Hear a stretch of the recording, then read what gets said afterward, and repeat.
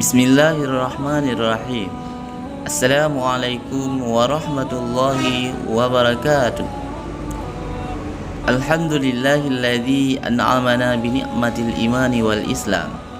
Wa nusalli wa nusallim ala khairil anami sayyidina Muhammadin wa ala alihi wa sahbihi ajma'in.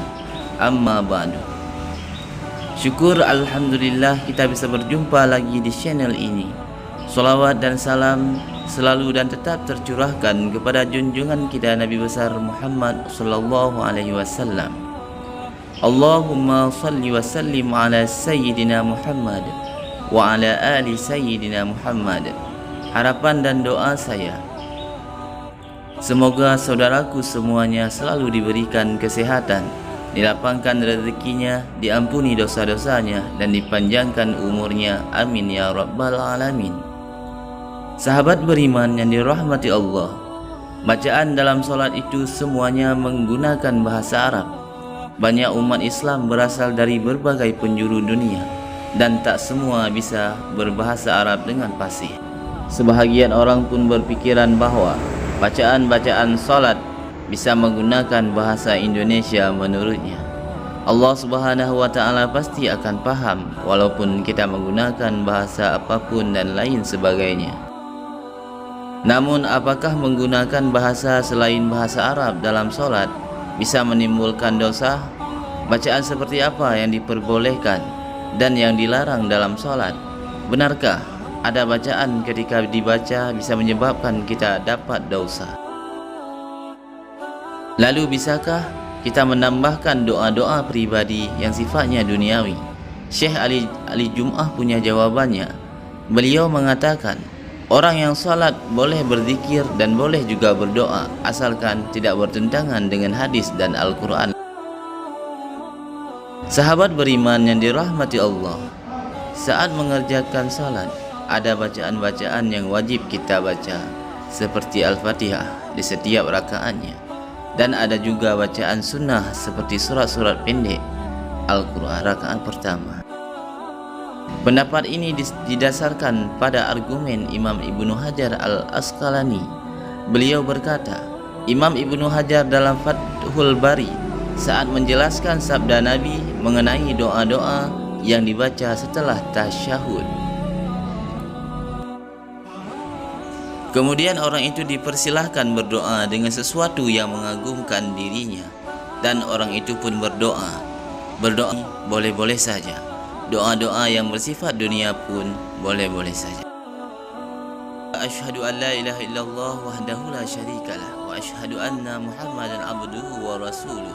Tidak ada sekutu baginya dan aku bersaksi bahwa Muhammad adalah Rasul Allah. Misalnya dilancarkan rezekinya, segera bertemu jodohnya, atau meminta keturunan, itu boleh dilakukan. Hal ini juga dibenarkan oleh Imam Al-Baji dalam Al-Mutakarrah Al-Muwatta. Beliau berkata, hal ini sebagaimana Imam Malik berkata, tidak masalah berdoa dalam salat maktubah dan lainnya dengan bentuk doa sesuai yang dikehendakinya, baik berupa doa untuk akhirat ataupun duniawi, baik yang sesuai dengan doa dari Al-Quran ataupun mengarang sendiri. Kita mungkin sudah melakukan salat selama puluhan tahun, tapi ternyata ada fakta penting yang harus kita ketahui mengenai surat-surat yang dibaca setelah Al-Fatihah di dalam sembahyang kita. Selama ini mungkin kita terbiasa membaca surat-surat pendek tanpa memperhatikan urutannya. Ternyata hal ini berbeda dengan yang dilakukan oleh Rasulullah sallallahu alaihi wasallam. Fenomena menambahkan bacaan dalam salat seperti yang dilakukan oleh Ibnu Umar dalam kalimat syahadat. Ibnu Umar berkata, saya tambahkan bacaan. Beliau sangat jarang membaca surat-surat yang pendek kecuali dalam perjalanan salat. Saat subuh, Rasulullah sallallahu alaihi wasallam terbiasa membaca surat Qaf dan rakaat pertama dan surat Ar-Rum pada rakaat yang kedua. Suatu ketika salat zuhur ditunaikan lalu seseorang pergi ke perkampungan Baqi'. dan ia melaksanakan aktivitasnya di sana. Kemudian ia berwudu lalu mendatangi jamaah yang disalatkan oleh Rasulullah SAW. Beliau juga pernah membaca surat Takwir dan surat Al-Zalzalah. Nabi Muhammad SAW memilih membaca surat yang tergolong panjang ketika salat. Hal ini pernah dialami sendiri oleh salah seorang sahabat dari Abu Sa'id Al-Khudri. Ia berkata, dan Rasulullah SAW masih berada pada rakaat pertama karena saking panjangnya apa yang beliau baca. Hadis riwayat Muslim. Selain itu, Rasulullah SAW memilih surat secara berurutan. Hal ini dibenarkan oleh Imam An-Nawawi dalam kitab At-Tibyan. Beliau mengatakan bahwa Al-Quran tak semata-mata disusun secara berurutan, namun ada hikmahnya di balik hal tersebut. Karena itu, sudah sepatutnya ketika kita membaca mestinya berurutan. Hal ini juga berlaku ketika sholat. Misalnya membaca surat Al-Baqarah di rakaat pertama, kemudian di rakaat kedua membaca surat Al-Imran, begitu seterusnya. Lalu bagaimana jika pada rakaat pertama kita membaca surat An-Nas? Imam Nawawi meriwayatkan bahwa sebahagian ulama mengatakan setelah membaca surat An-Nas dilanjutkan dengan surat Al-Baqarah pada rakaat kedua. Lalu bagaimana jika ada orang yang setelah membaca surat An-Nas di rakaat pertama kemudian malah membaca surat Al-Ikhlas di rakaat yang kedua? Namun sebahagian lainnya tetap tidak menyukai orang-orang yang membaca Al-Quran tanpa memperhatikan urutan. Namun ada pengecualian di dalam membaca Al-Quran secara berurutan di dalam salat, sebab ada beberapa surat yang dianjurkan untuk dibaca pada salat-salat yang tertentu. Misalnya salat subuh pada hari Jumat, ini disunahkan membaca surat As-Sajadah pada rakaat yang pertama, dan surat Al-Insan disunatkan pada rakaat yang kedua. Imam Nawawi menyatakan bahwa hal ini tidak dihukumi boleh, walaupun ada sebahagian ulama yang juga membaca surat-surat secara tidak berurutan dalam salatnya. Ketika kita sedang mengajarkan anak-anak menghafal surat-surat pendek, boleh urutannya dimulai dari surat An-Nas dan berlanjut sampai di surat Ad-Duha. Cara tersebut agar mudahkan anak-anak untuk menghafal saat salat berjamaah. Imam akan membaca surat Al-Fatihah, kemudian dilanjutkan dengan surat-surat pendek. Yang dipilih bagaimana jika surat yang dibaca itu tidak kita ketahui. Apa yang harus kita lakukan? Makmum tugasnya adalah mengikuti imam saat imam membaca salah satu surat dalam Al-Quran. Setelah membaca Al-Fatihah, makmum cukup mendengarkan saja apa yang dibacakan imam. Namun ada pengecualian ketika imam membaca surat At-Tin. Hal ini dijelaskan dalam hadis Rasulullah SAW ketika imam membaca ayat terakhirnya. Bukankah Allah hakim yang seadil-adilnya?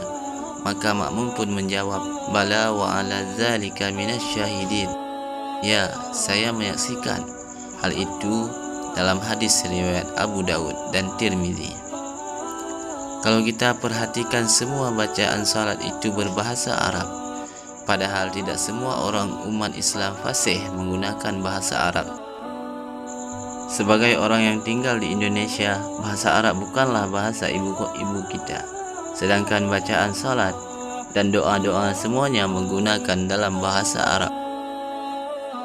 Sedikit berbeda mazhab Syafi'i dan Maliki berpendapat bahwa jika seseorang mengeluarkan perkataan saat salat itu tidak membatalkan ibadah jika alasannya adalah lupa. Bagaimana kalau kita belum menghafal bacaan salat dalam bahasa Arab? Apakah boleh menggantikannya dengan bahasa Indonesia dalam salat kita? Dan perkataan yang keluar pun hanya sedikit larangan. Berbicara saat salat sebenarnya telah diperingatkan oleh Allah Subhanahu wa Ta'ala.